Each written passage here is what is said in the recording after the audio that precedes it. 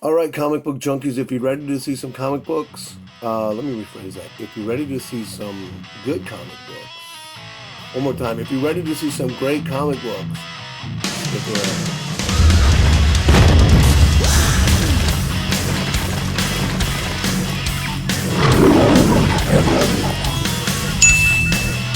Okay, so we got this right here. We're gonna just start going through this quick. Of course, I put it in order and now it's out of order. Son of a gun! I hate when that happens. I really do. I really do. I really do. Yeah. Okay. So we'll start out with Daredevil, number 28.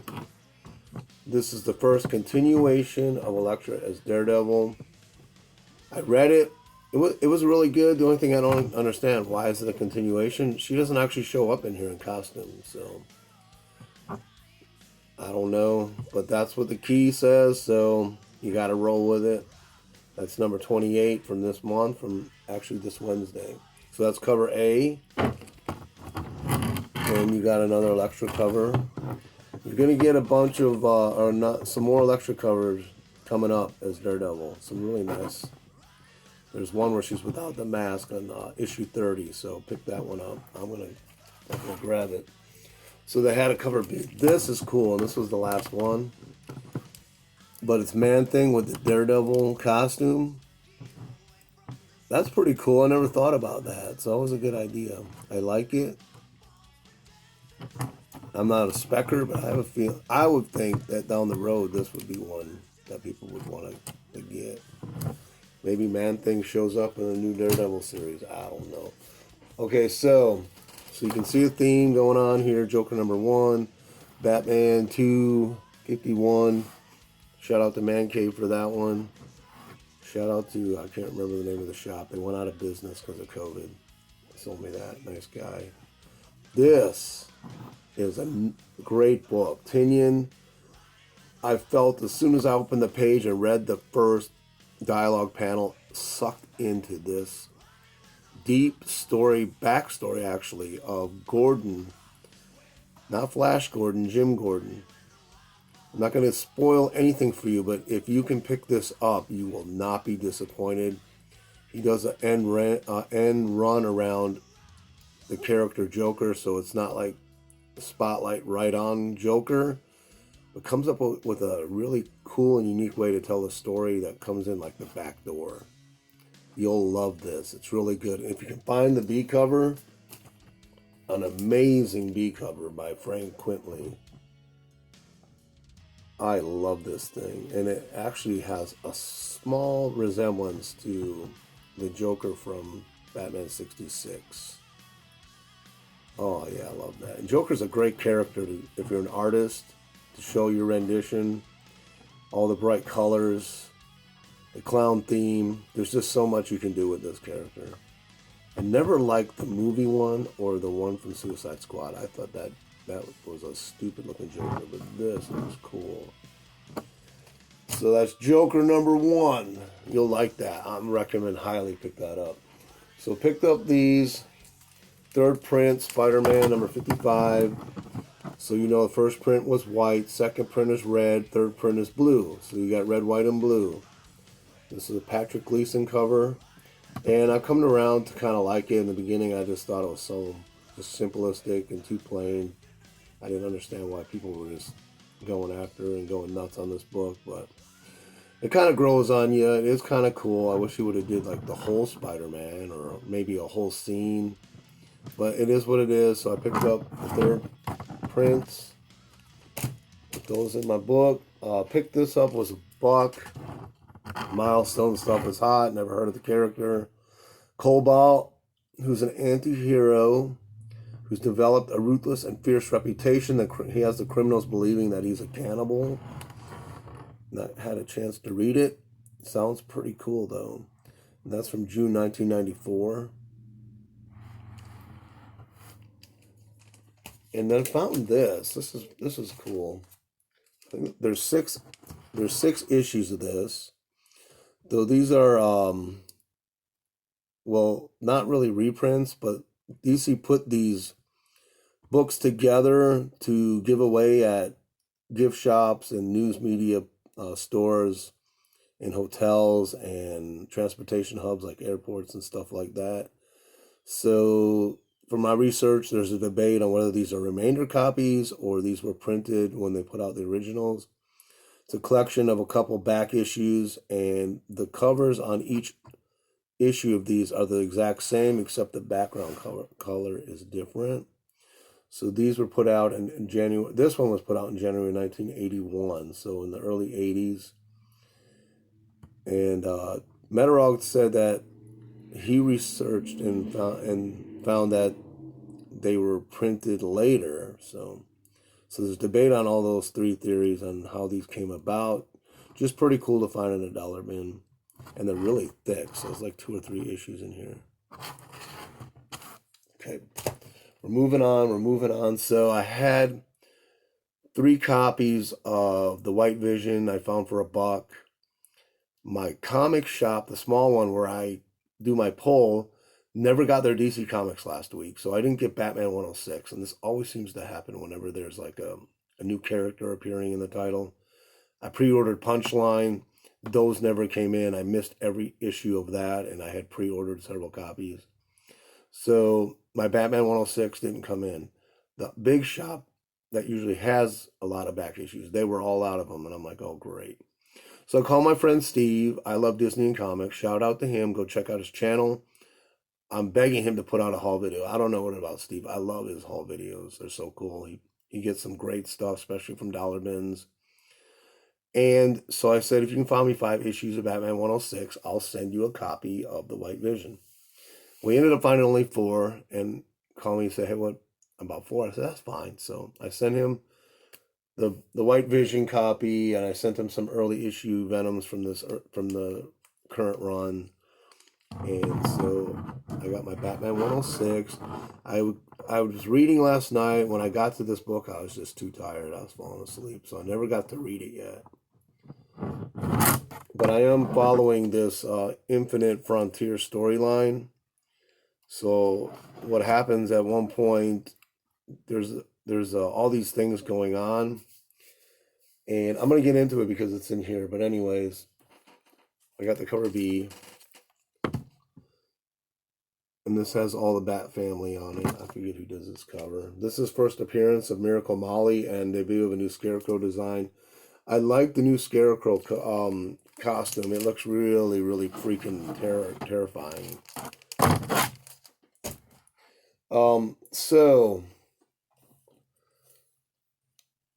So this, so I told you where that came. This came from the big shop right here.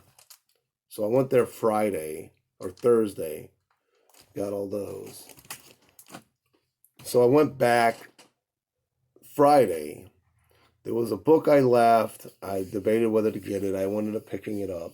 And I found some stuff in the back issue bin. Now, this is a store that I usually don't buy keys, and you can see why in my last video.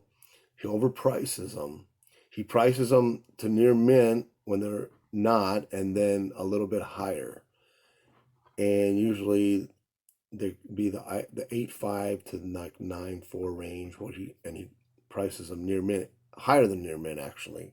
So surprised to find some keys for cheap, and it just happened all at once. So I'm thinking there's a new guy there, and maybe or somebody's not knowing how to price. So I found this for cover. This is like a $12 to $15 book. This is near mint. Daredevil number 1 from the current run. I did get a chance to read this. It was really good. But again, with Marvel, it's like they watered down the issues. And I always feel that. I even felt that with this. And this seems to have some extra pages, a little bit bigger than normal. I guess because it's number 1. But it was good. I don't know what it is. They tell the artist to slow the pace. Dilute the story, write it, draw it, and then they say, okay, well, we're going to just chop this into 3 issues instead of 1. I don't know what they do. I wish they wouldn't do that. They could be a whole lot better if they stopped doing that. But this was good. So I got that for cover. So there's a backstory here, so we're going to have to pile these up. So I did pick up a second print, number 2. first appearance of Nihil, cameo appearance of Dengar, first appearance of Sarat and Tarek. There's Jedi twins. So I did read the first issue. They played it safe. It was very cliche. So I guess this is the groundwork for the new movies coming up. So they're introducing all these characters. I figure I'll go ahead and get them. Not the best writing, not the best art. Of course, it's Marvel. You never thought you'd say that after the 80s, huh? So I picked up number 3, first appearance of Drenagir, a sentient species of plant life who wishes to reap terrible harvest across the galactic frontier. Then you got Drenger along with the Nil as 2 major antagonists in the High Republic. So that's their full appearance. Another crappy cover. But not going to get into that. Picked up another one of these. Oh, I love this cover. And then this. Oh, gosh. DC, you are a bunch of sellouts and idiots and wannabes and woke. So they just had to insert 2 pages in here where they out Alan Scott, the Golden Age Green Lantern, as being gay. It's the stupidest thing.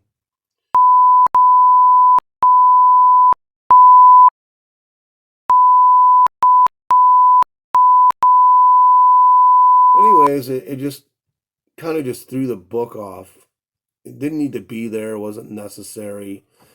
And I'll never accept that Alan Scott is gay because he's one of my favorite Golden Age heroes. He's never been a hint of this. He's always stood for virtue, so that's my rant. He's not gay, so I don't care what DC says. Anyways, this book, this is the one I went back and got. I forgot about that. I probably wouldn't have gone back and got it. But this has the first appearance of Simon Saint. He's the creator of the Magistrate, so they lay. Here is the foundation for the future state right here. This has Black Adam. He becomes Shazam, and they only show him in like back memory. That really doesn't appear like in the story. It's just people are talking about him, so they show it in a couple panels, and then they debate whether he's become a hero. Nubio becomes the new Wonder Woman, first cameo of the team appearance of the Titans Academy students. That's why I grabbed this. So some of the Golden Age heroes have become like the elders, the I don't know what you want to call them. So they look after like the Watchers or the gods, and they're trying to bring Diana Prince into the fold. And in order to do so, it's kind of a spoiler now. They take her around as a ghost. Spectre does. Shows her all these multiple ways the universe can go. What does she think of it? And does she want to, basically, they're shaping it or part of shaping it. So they're wanting to recruit her. And it's all about her recruitment. And at the same time, they get to tell you how all this stuff is developing. So that's that. Spent too much time on that book. This is another one I didn't pick up, and then I went back and I said, you know what, I'm gonna get it. Batman's my favorite character, and just never know how good these stories are. This is another one I wanted to read last night, just didn't get around to it. Collection of Batman stories, including all the heroes from the Batman family, and then you have the Grifter variant, and the other one had Red Hood on it, the other cover, and this is a pretty thick book, so these are stacking up. So I'm going somewhere with this. So picked up this, didn't have this in the collection. Captain America 221 from May 78, Gerber script, Sal Buscema on the art. Gil Kane cover. So that's a really nice copy too. It was $3. So these are all regular price. This was $3. This was $1. And if you know what this is, the Baron Blood storyline by John Burns run on Captain America. If you have not read this, another one I highly recommend. This is one of the ones, I think it's a 3-issue arc. I read this at least once a year. That's how good it is. Third appearance of the Union Jack. Beautiful, beautiful negative space cover too. I can't say enough about this book. If you can find these, this is one that you'll read and you'll just be blown away by the art, the story. You'll want to go back and read this every 6 months to a year. That's how good it is. And that's number 253, and this is from January 1981. Okay, so that was $1. And then and then this was $1. This is my second copy. First appearance of the Ultimate Moon Knight on the cover. His first appearance is the issue before, number 79. This is number 80 from 2005. Moon Knight's my favorite Marvel character, so every time I find this in the dollar bin, I'm picking it up. You just never know, but it is good. I read it. So, all these books here equal around $33. Then the next book I bought, I pulled out of the back issue bin, and it had $10 sticker on it. So I'm like, this book is worth more than $10, and it's a near mint copy. So I'm like, that's a no-brainer. I already have it, but it's just a no-brainer. So with that, this should be around 42, 43, and then tax will make it around 45. So I got up there. The person checking me out laid out the books, separated the dollar, ones with the price stickers. So this is why I don't feel bad about what happened. So then they rang it up and they said, that'll be $35. I'm like, what? That sounds not right. But I watched them price it out. They know what they're doing. It's their job to know their job. So then this next book, I ended up getting for $1, and it had a $10 sticker on it. I don't know how it happened. I don't know what. But anyways,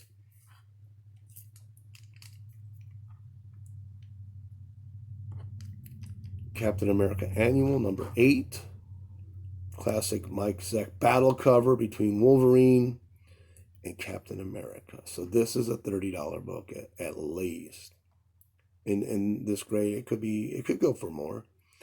But I got it home and I'm looking at it, and I had seen this, but I never paid attention to it. But then I read Signature Series. I'm like, I flipped it over right away. It's signed in silver ink by Mike Zeck and John Beatty. So that brings this book up to at least $50, if not more. And it's one of my favorites. I actually spent about 2 years waiting on a decent copy for a good price. And I actually went to a store that's a toy store, but he sells comics at 2 other places. He had a short box in the back. Actually, he said, no, I don't have any comics. And then I said, well, you sure? He goes, well, let me look. So he came back with a short box, and I pulled out 8 books. He goes, give me $80. And this is one of the books, so I got it for $10. So that's cool. Got it for $1 with signatures. And this is also the first appearance of Test 1. Who the hell is that? I don't know. But you guys know this book. I am so happy. And it's funny, I'm shooting this video for the second time. I shot it last night. Forgot to turn off the serger, and it was a hum all the way through this video. I had to redo the whole damn thing. So, got this off eBay. It was $30 with shipping. So before I pulled the trigger, I went and looked through every listing. Everyone was $50 or more on this book. And I've actually been eyeing it for a while. So I said, I better grab it at $30 with no shipping, and you're probably not going to find another copy of this. So this is number 1 from July 2009. Adam Hughes cover, of course. And every time I see this, I was like, it reminds me of somebody.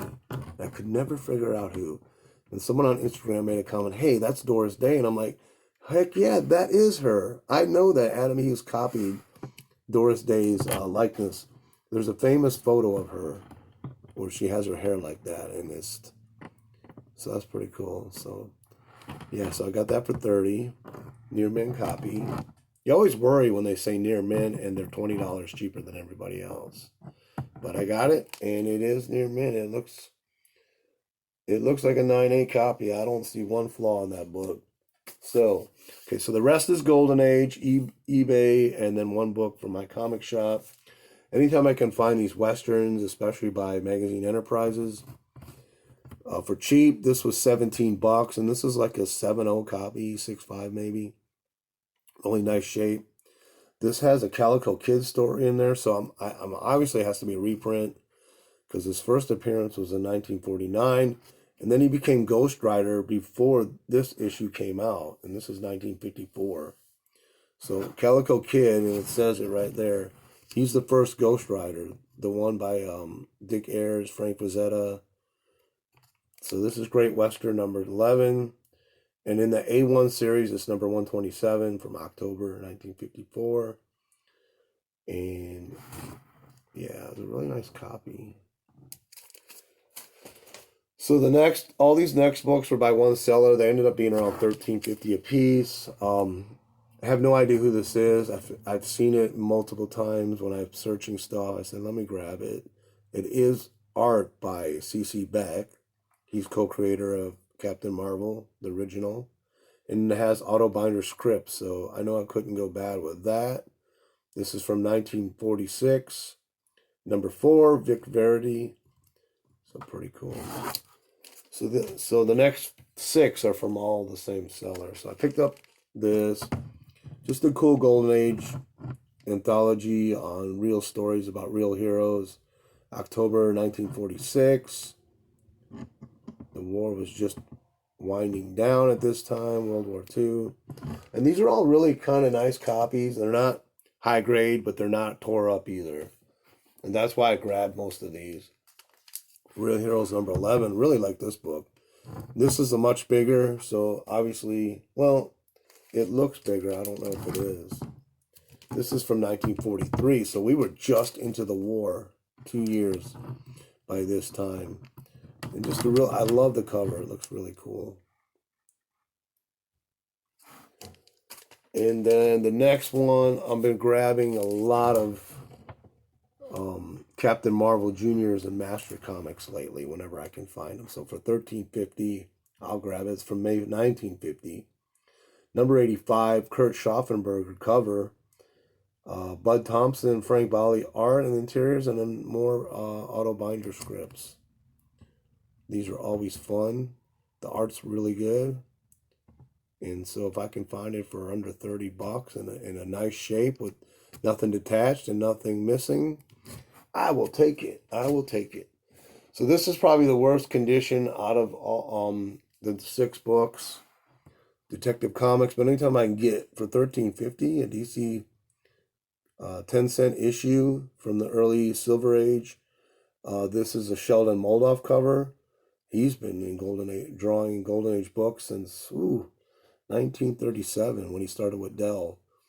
Bill Finger scripts, co-creator of Batman, so you can't go wrong. And then you got the robot cover. So like I said, I'm missing a piece of the cover there, but everything's attached. And this is number 290 from April 1961. Oh yeah, I'll take that. So the last book in this lot was Black Rider Atlas comic. Love this trade dress, and just the cover is just all cool. Love these. A lot of these atlases, they had like these scenes where there was just so much going on, and they're really cool. Check out Black Rider right there with the cape, cowboy hero with a cape. Come on now. Number 12, January 51, Joe Manley cover. Some Stanley scripts on the torture story in here. For $13, that is just a grab. The guy had a lot of good stuff for cheap. So that's all from that lot. 2 more left, and then we're out of here, people. Pick me up some more Blue Beetle. If you notice in watching my videos, I'm picking up these issues of Blue Beetle pretty quick. And I'm finding them for under $30. Well, this one was. I found some of them early issues for like around 80 or 90 in nice shape. And those are super hard to find. This one's not too hard. It's the 25-cent variant, as you can see right there. But the art in these aren't the greatest. The stories aren't the greatest. It's just all about the feel of the book and the character. And this is by Fox. Fox created Blue Beetle. And they asked Holyoke to do some publishing for him later on. And then Holyoke ended up taking the character and stealing it and making and printing their own original stories. And Holyoke was just a printer at the time and a distributor. They weren't really creators, and then they started creating. So Fox had to go and take him to court and sue him to get the character back.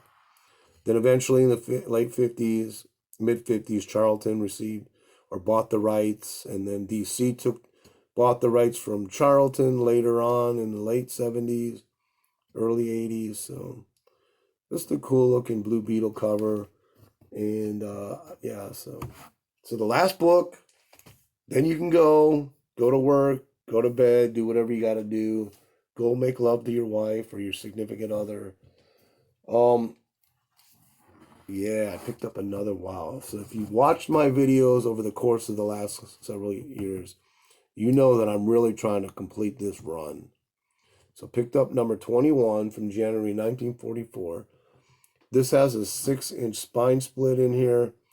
I paid 80, right around 80 with shipping from my comic shop for this. This is just a gorgeous cover, and look at all the red superheroes there. Mary Marvel just never looked so good. And that blue background really pops these three figures all in red with the yellow capes and the yellow insignia. Oh, I just love this book. And then you also got Commando Yank down here, and I forget his sidekick's name. Yeah, so that's what I'm going to leave you with. I'm going to leave you with that. Hope you enjoyed this. Leave me a comment. Tell me what you thought. Tell me what you like. That's pretty much it. Appreciate all y'all watching. Y'all have a good week. Unfortunately, this week is daylight savings. I woke up and I'm like, it's 9 o'clock already. Anyways, guys, thank you and have a good week.